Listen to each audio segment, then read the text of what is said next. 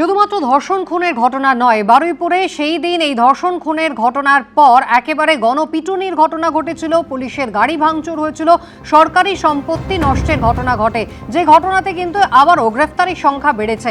হামলা ভাঙচুর, সরকারি সম্পত্তি নষ্ট করার অভিযোগে আগেই ৩০ জনকে গ্রেফতার করা হয়েছিল, আরও ৫ জনকে এবার গ্রেফতার করা হলো, মোট গ্রেফতারির সংখ্যা বেড়ে হলো ৩৫।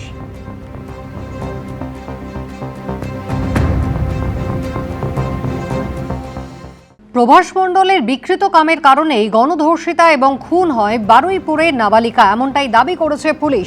পুলিশি তদন্তে ইতিমধ্যেই আরও নতুন তথ্য উঠে এসেছে। সরাসরি আমাদের প্রতিনিধি সুকান্ত মুখোপাধ্যায় রয়েছেন আমাদের সঙ্গে। সুকান্ত, ইতিমধ্যেই গত ৩ দিন ধরেই আমরা দেখছিলাম যে এনকাউন্টারে প্রভাস মণ্ডলের মৃত্যুর পর বাকি যে ধৃত ৩ জন, তাদেরকে মুখোমুখি বসিয়ে জিজ্ঞাসাবাদ করা হচ্ছে। সেক্ষেত্রে কি কি তথ্য এখন পুলিশের হাতে?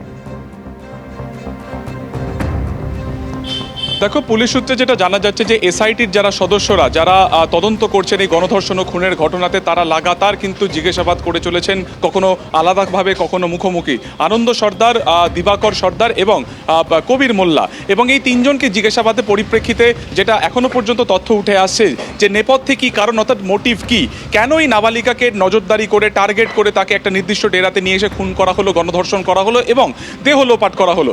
পুলিশ সূত্রে যেটা তথ্য উঠে আসছে সেটা হচ্ছে যৌন লালসা, বিকৃত যৌন লালসাকে চরিতার্থ করার জন্যই কিন্তু এই নাবালিকার উপর নজরদারি রাখছিলেন প্রভাস মণ্ডল। এবং প্রভাস মণ্ডল যে কিনা আগে থেকেই পরিকল্পনা করেছিল এবং সেই মোতাবেক যেহেতু একই এলাকাতে এই অভিযুক্তের বাড়ি এবং নির্যাতিতার গতিবিধির উপর কিন্তু নজরদারি রাখা হচ্ছিল, এবং গতিবিধির উপর নজরদারি রাখার পর তার সাথে কিন্তু বেশ কিছুটা আলাপও করেছিল এই প্রভাস মণ্ডল।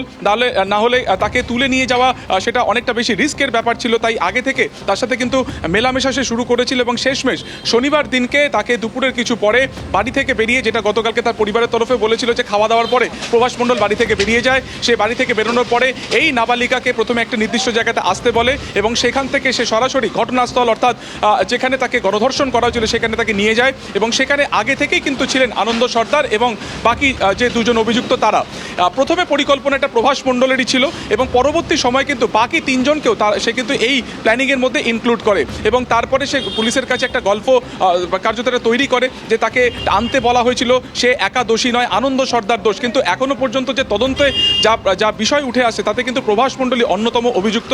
তবে এই ক্ষেত্রে দাঁড়িয়ে যৌন লালসাকে চরিতার্থ করা ছাড়াও অন্য কোনো কারণ রয়েছে কিনা, অর্থাৎ পাচার করা বা অন্য কোনো রিজন রয়েছে কিনা এই নাবালিকাকে নিয়ে আসার ক্ষেত্রে বা তাকে টার্গেট করার ক্ষেত্রে, সেটা খতিয়ে দেখা হচ্ছে। তবে আপাতত যেটা তদন্তে উঠে আসে সেটা হচ্ছে এই যৌন লালসাকে চরিতার্থ করা বা পারভার্সন থেকেই কিন্তু প্রভাস মণ্ডল এই গোটা ঘটনাটি ঘটিয়েছে।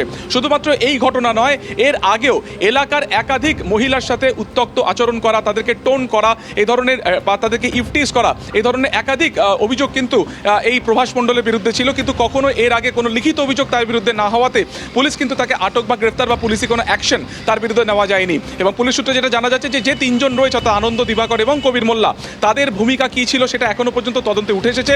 পরবর্তী সময় তাদেরকে ঘটনাস্থলে নিয়ে গিয়ে পুনর্নির্মাণ বা রিকনস্ট্রাকশন করারও পরিকল্পনা রয়েছে কিন্তু তদন্তকারীদের।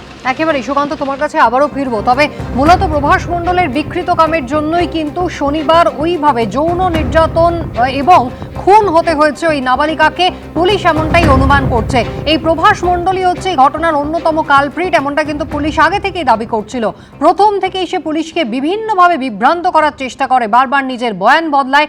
মঙ্গলবার রাতে পুনর্নির্মাণের জন্য ঘটনাস্থলে যখন তাকে নিয়ে যাওয়া হয়, পুলিশেরই সার্ভিস রিভলভার ছিনতাই করে সে গুলি চালায় এবং তারপরে হয় এনকাউন্টার। এবিপি আনন্দ, এগিয়ে থাকে, এগিয়ে রাখে।